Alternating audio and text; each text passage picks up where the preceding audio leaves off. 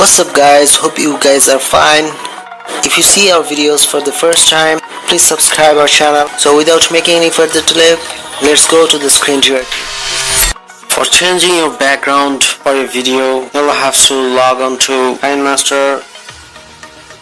At first you have to import the background you want to set.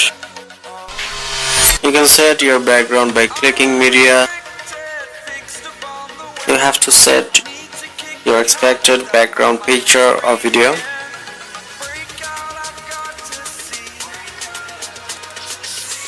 You will have to add your green screen video by clicking layer. Here you can see your gallery.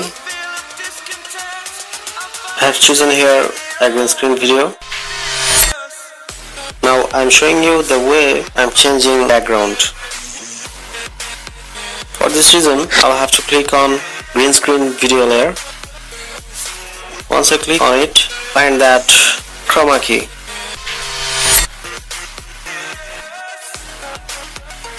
We'll click on to chroma key and enable it. After getting enable it, you'll have to adjust colors to remove green screen and bring out your background. Here you can see the green screen is getting out.